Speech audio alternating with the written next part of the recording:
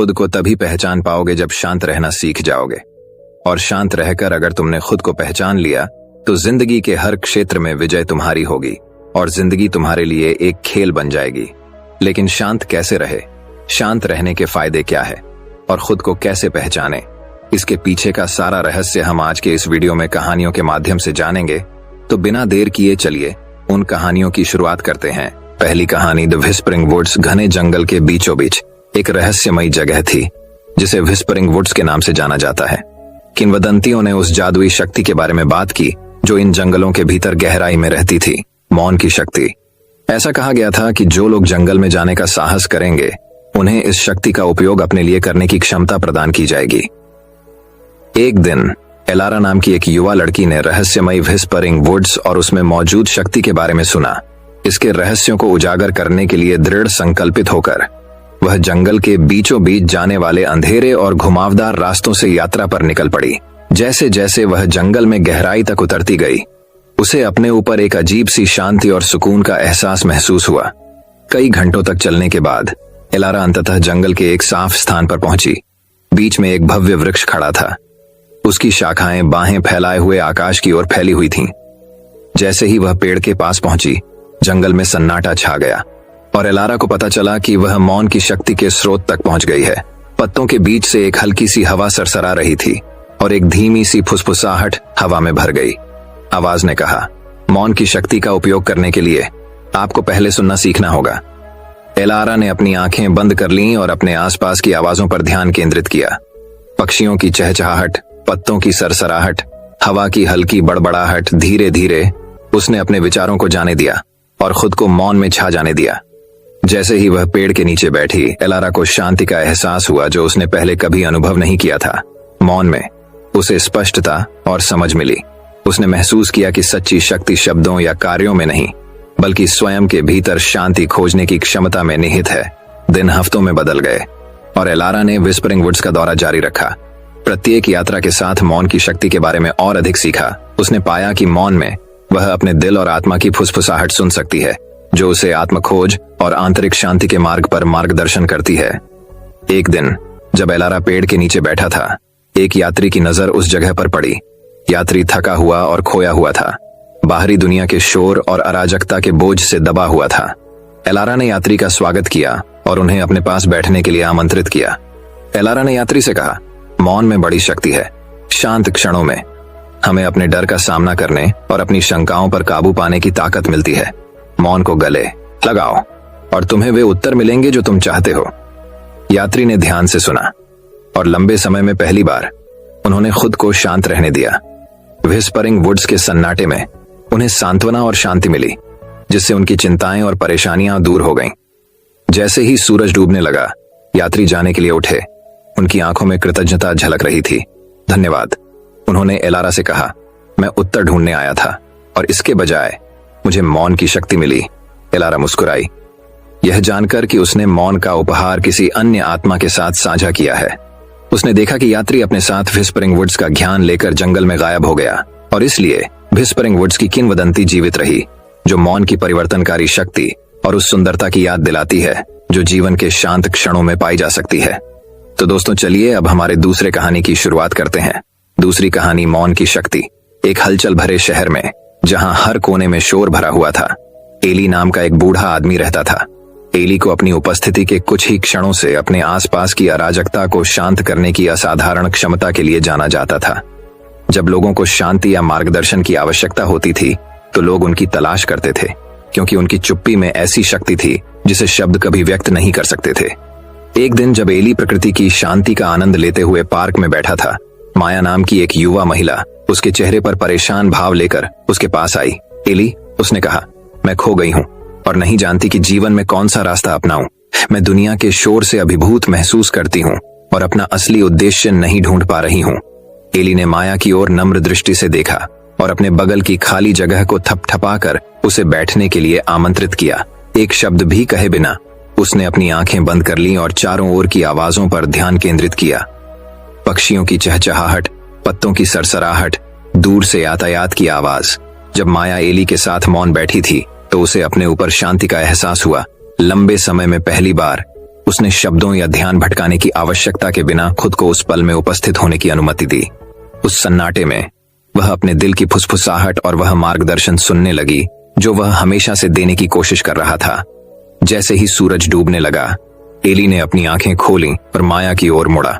उन्होंने धीरे से कहा, मौन की शक्ति शोर की अनुपस्थिति में नहीं बल्कि आंतरिक शांति की उपस्थिति में निहित है, अपनी आत्मा की शांति में। आपको वे उत्तर मिलेंगे जो आप चाहते हैं और अपने सच्चे मार्ग पर चलने की ताकत पाएंगे। माया को स्पष्टता और उद्देश्य की एक नई भावना महसूस हुई क्योंकि उसने एली को उसकी बुद्धिमत्ता के लिए धन्यवाद दिया। वह उस शाम एक नए उत्साह के साथ पार्क से निकली, शांत दिल और शांत दिमाग के साथ आने वाली चुनौतियों का सामना करने के लिए तैयार थी।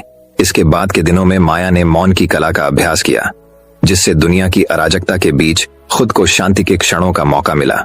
उसने पाया कि उन शांत क्षणों में उसे ताकत और लचीलेपन का भंडार मिला जिसके बारे में उसे कभी नहीं पता था कि वह उसके पास है। जैसे जैसे समय बीतता गया, माया की उपस्थिति का उसके आसपास के लोगों पर समान प्रभाव पड़ने लगा। लोग उन्हें सलाह के शब्दों के लिए नहीं बल्कि उस शांति के लिए खोजते थे जो उनके अस्तित्व से निकलती हुई प्रतीत होती थी। वह शोर और व्याकुलता से भरी दुनिया में आशा और प्रेरणा की किरण बन गईं। साल बीतते गए और एली बूढ़ा और कमजोर हो गया। उनके अंतिम दिन माया उनके साधारण निवास में उनसे मिलने आई। वह चुपचाप उसका हाथ पकड़कर उसके पास बैठ गई, ये जानते हुए कि उन दोनों के बीच किसी शब्द की जरूरत नहीं थी।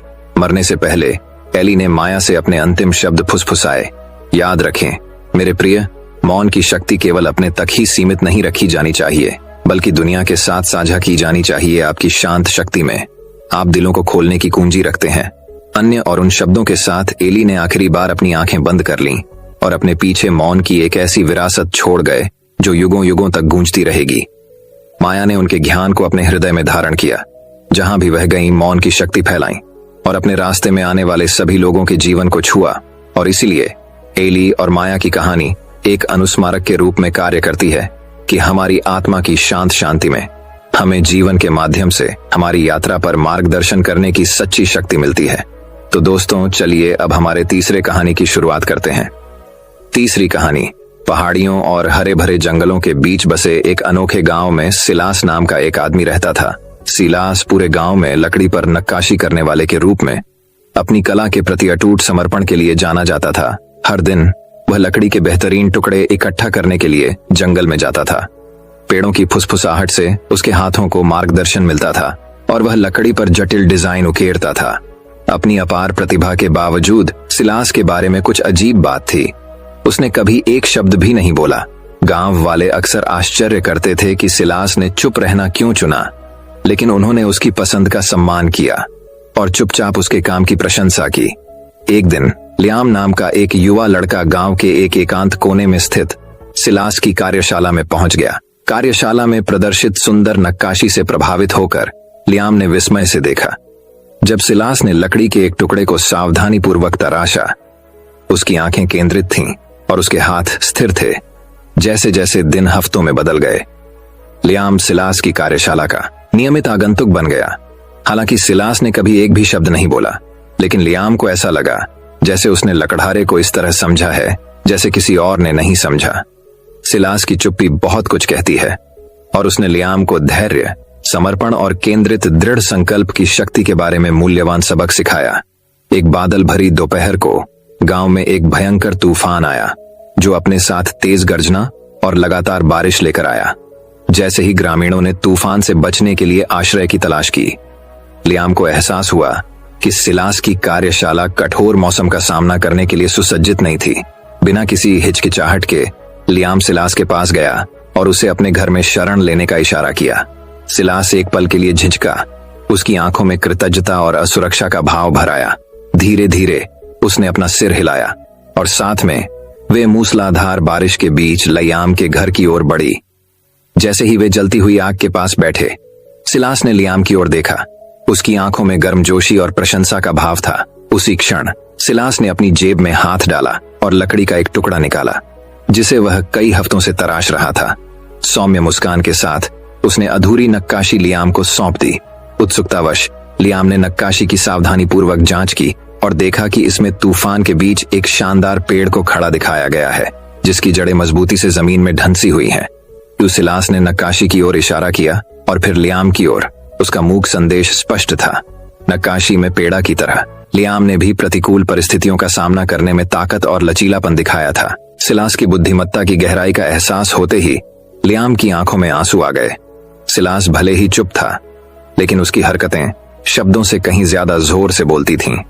उस दिन के बाद से लियाम सिलास की नक्काशी को हर जगह अपने साथ रखता था, जो मौन की शक्ति और उसके द्वारा प्रदान की जा सकने वाली शक्ति की निरंतर याद दिलाता था। जैसे ही तूफान गुजरा और सूरज बादलों के पीछे से निकला, ग्रामीणों को सिलास और लियाम के बीच नए बंधन पर आश्चर्य हुआ। सिलास की चुप्पी को अब एक रहस्य के रूप में नहीं, बल्कि उन सभी के लिए प्रेरणा और मार्गदर्शन के स्रोत के रूप में देखा जाता था जो सुनना चाहते थे।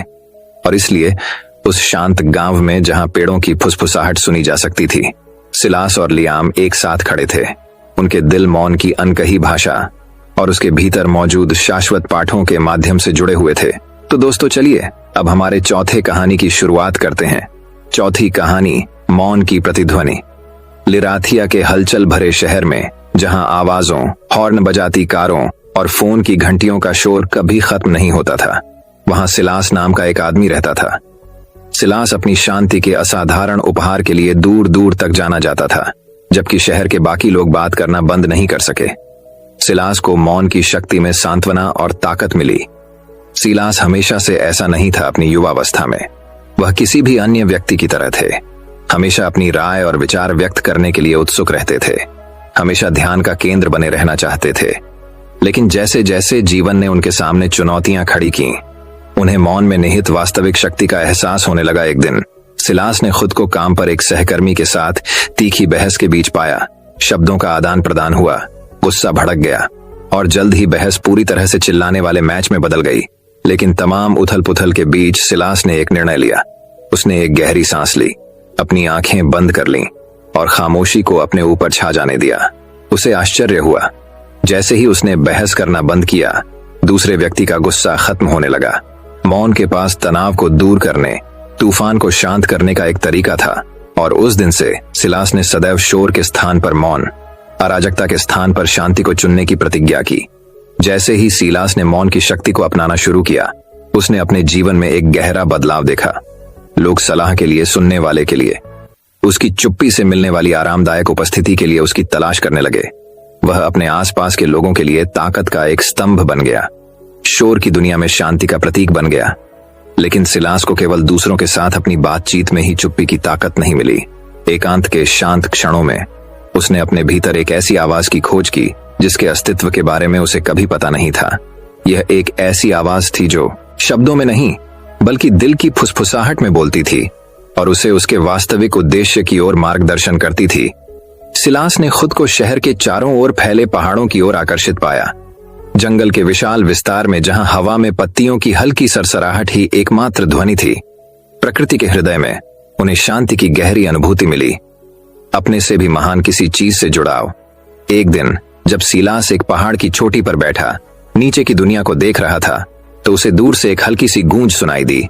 ये उनकी अपनी खामोशी की प्रतिध्वनि थी, जो घाटियों और पहाड़ियों से गूंजती हुई उन सभी के दिलों को छू गई जिन्होंने इसे सुना। उस पल में सिलास को अपने उपहार की असली ताकत का एहसास हुआ। मौन केवल शोर का अभाव नहीं था, यह अपने आप में एक शक्ति थी, एक ऐसी शक्ति जो उपचार, आराम और प्रेरणा दे सकती थी। यह एक ऐसी शक्ति थी जो शब्दों से परे थी, जो आत्मा से अपनी ही भाषा में बात करती थी। और सिलास जानता था कि उसे यह उपहार अपने पास रखने के लिए नहीं, बल्कि दुनिया के साथ साझा करने के लिए दिया गया था। और इसलिए सिलास अपने साथ मौन की प्रतिध्वनि लेकर लिराथिया शहर लौट आया। वह जहां भी जाते थे, लोग उनकी ओर खींचे चले आते थे। उनके चारों ओर फैली शांति की आभा से मंत्र मुग्ध हो जाते थे।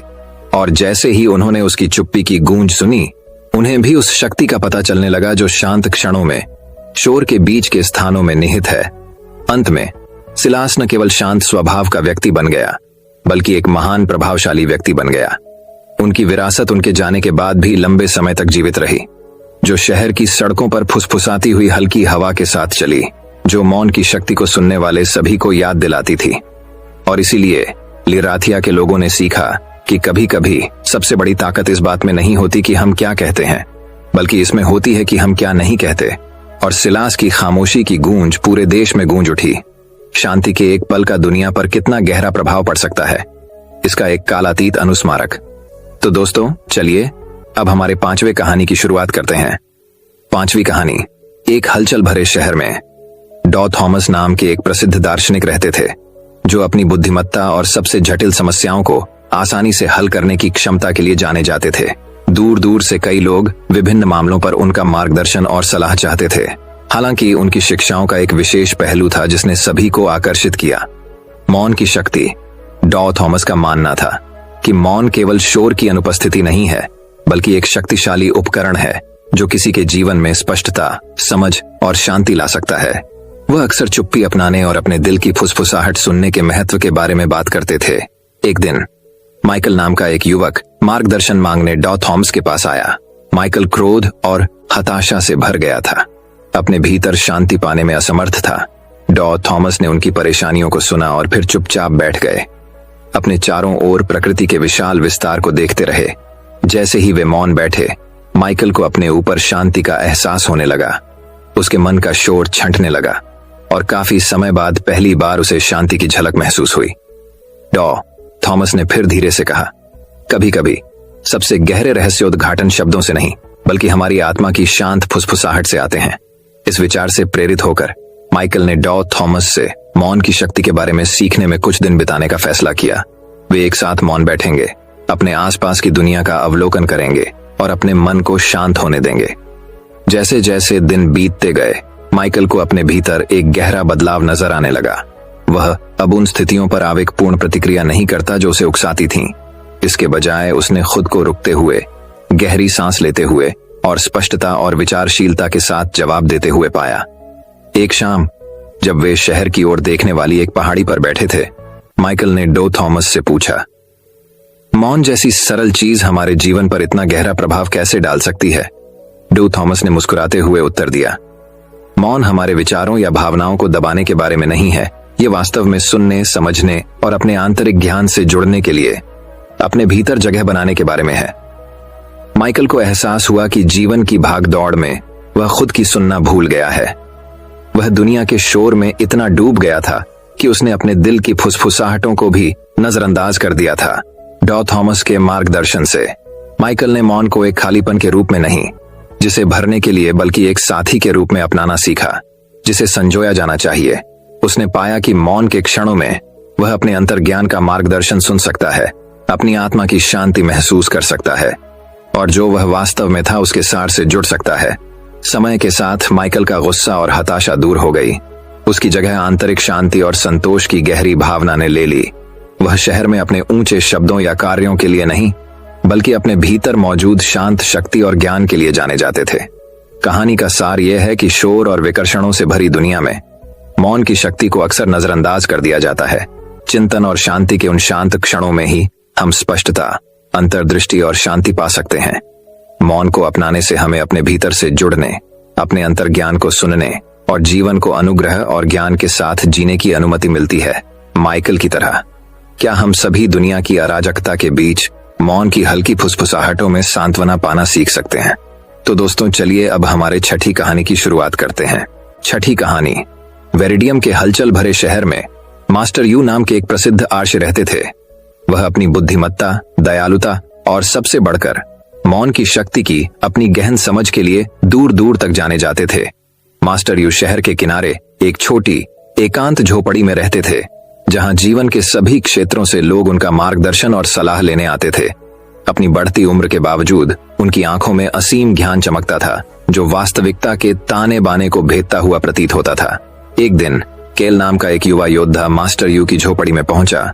उसका दिल संदेह और अनिश्चितता से भारी था। केल एक महान योद्धा बनने के लिए वर्षों से प्रशिक्षण ले रहा था, लेकिन हाल ही में उसने खुद को संदेह और भय से ग्रस्त पाया, जो उसे अपनी पूरी क्षमता तक पहुंचने से रोक रहा था। मैं आपका मार्गदर्शन मांगने आया हूं, मास्टर यू केल ने आर्शी के सामने आदरपूर्वक झुकते हुए कहा। मैं खोया हुआ और भ्रमित महसूस करता हूं और मुझे नहीं पता कि मैं अपने संदेहों पर काबू पाने के लिए अपने भीतर ताकत कैसे ढूंढूं। मास्टर यू ने सौम्य मुस्कान के साथ केल की ओर देखा। बैठो युवा योद्धा और हमें बात करने दो। उन्होंने केल को अपने बगल में बैठने का इशारा करते हुए कहा, बताओ तुम्हें क्या परेशानी है। और इसलिए केल ने अपने दिल की बात मास्टर यू के सामने रखी, अपने डर और असुरक्षाओं, अपनी आशाओं और सपनों को साझा किया। मास्टर यू शांति से सुनते रहे। उनकी आंखें कभी भी केल के चेहरे से नहीं हटती थीं। उनकी उपस्थिति से शांति और समझ की भावना झलकती थी, जो केल के परेशान दिल को शांत करती प्रतीत होती थी। जब केल ने बोलना समाप्त किया तो मास्टर यू ने ऐसी आवाज में बात की जो फुसफुसाहट की तरह नरम थी, फिर भी दुनिया का वजन उठा रही थी। मेरे प्रिय केल, आप जो उत्तर खोज रहे हैं वह दुनिया की अराजकता में नहीं, बल्कि आपकी अपनी आत्मा की शांत गहराइयों में है, मौन की शक्ति में।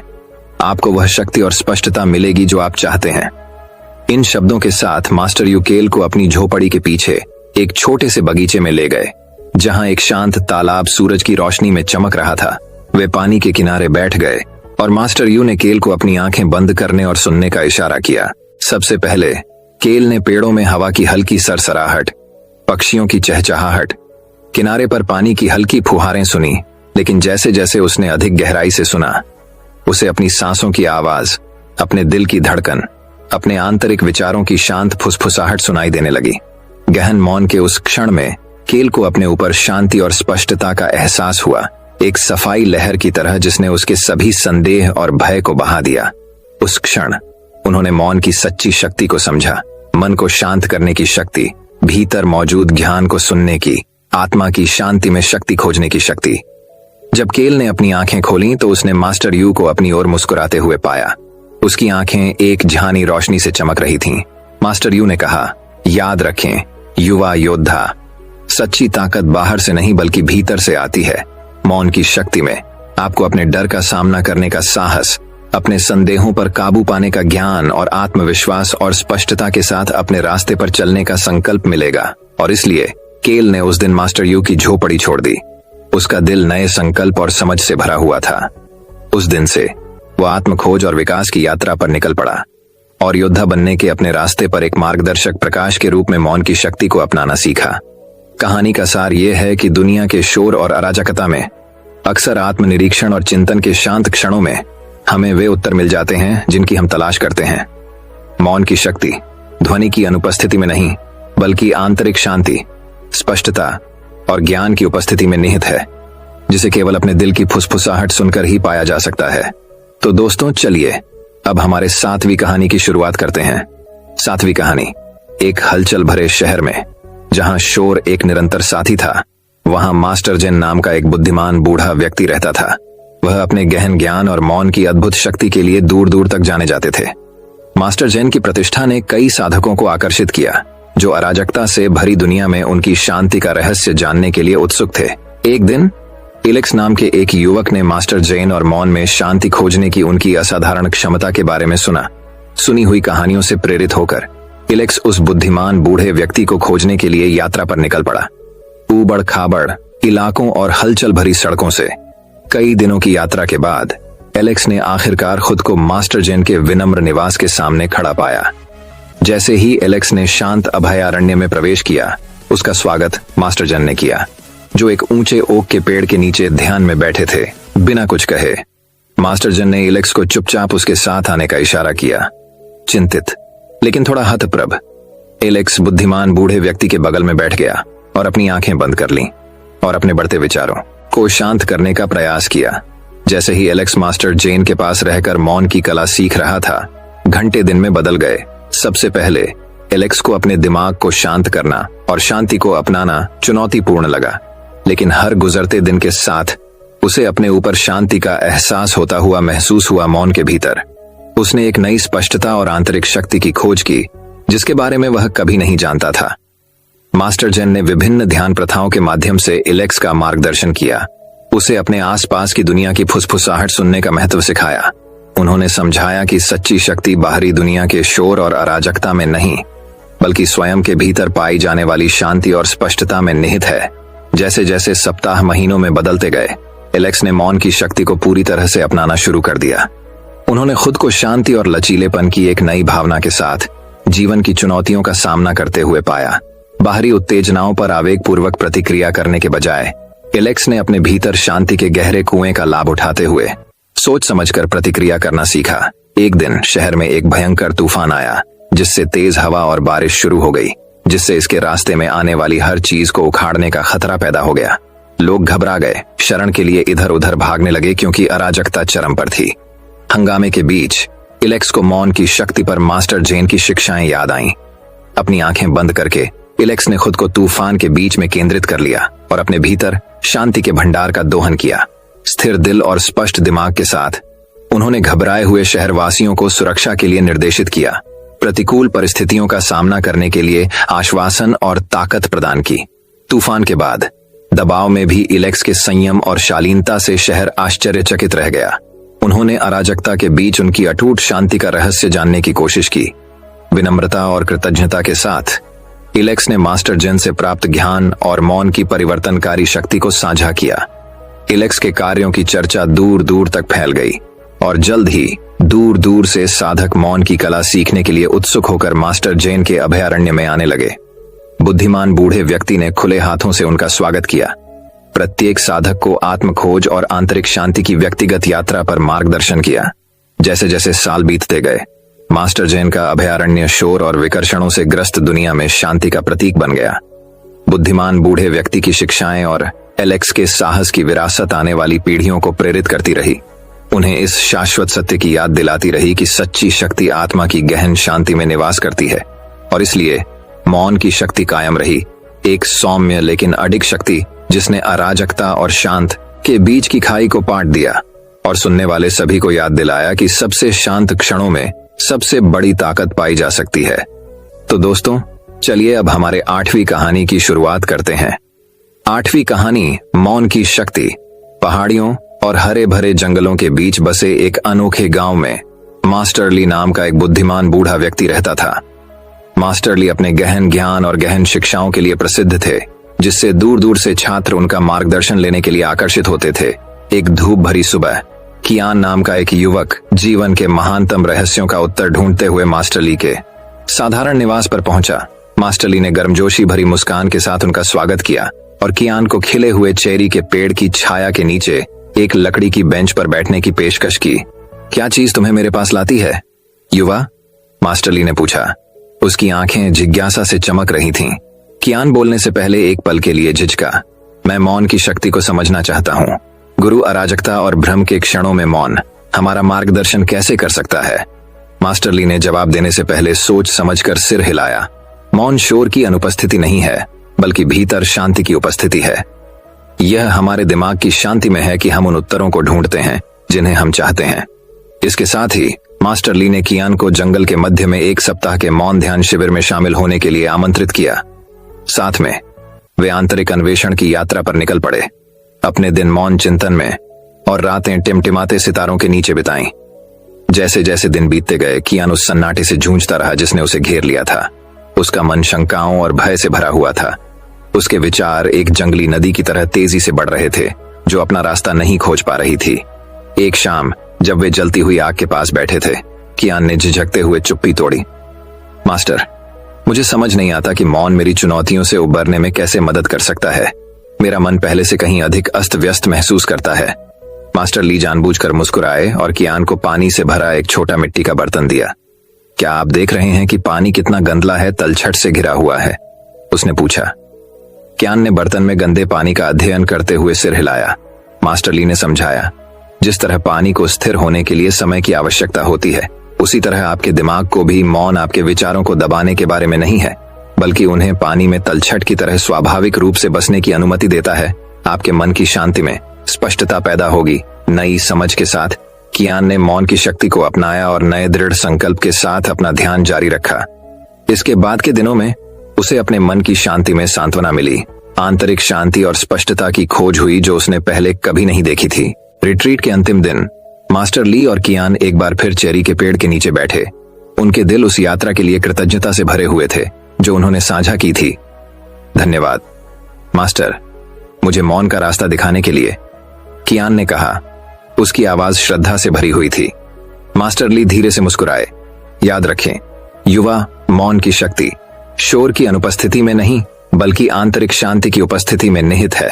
अपने भीतर की शांति को अपनाएं और आप अपने रास्ते में आने वाले किसी भी तूफान का सामना करने की ताकत पाएंगे। और इसलिए कियान अपने साथ मौन की शक्ति का पाठ लेकर गांव लौट आया। वह शांति और आत्माश्वासन की एक नई भावना के साथ चले। अपने शांत व्यवहार और अटूट उपस्थिति से दूसरों को प्रेरित किया। अंत में कियान को एहसास हुआ कि सच्चा ज्ञान हमारे द्वारा बोले गए शब्दों से नहीं, बल्कि हमारे दिल में मौजूद मौन से आता है। और उस मौन में उसे शक्ति और स्पष्टता का सबसे बड़ा स्रोत मिला, जो उसे आंतरिक शांति और पूर्णता के मार्ग पर मार्गदर्शन कर रहा था। कहानी की नीति। मौन की शक्ति हमारे मन की शांति में निहित है। आंतरिक शांति और स्पष्टता को अपनाने से हमें जीवन की चुनौतियों को ताकत और शांति के साथ पार करने में मदद मिल सकती है। दोस्तों, मैं उम्मीद करता हूं कि यह कहानी सुनने से आपके जीवन में अच्छे बदलाव आए होंगे। आपको इस वीडियो से क्या सीखने मिला, ये कमेंट करके जरूर बताइए। और अपने परिवार, दोस्तों या आपके करीबी इंसान के साथ ये कहानी शेयर करके उन्हें भी इस ज्ञान से परिचित करवाए। बाकी अगर आपको ये वीडियो दिल से अच्छी लगी हो तभी इस वीडियो को लाइक कर देना, और आपने अब तक इस चैनल को सब्सक्राइब न किया हो तो चैनल को सब्सक्राइब भी जरूर कर देना। आपका हर दिन शुभ हो और खुशियों से आपका जीवन भरा रहे। धन्यवाद। नमो बुद्धाय।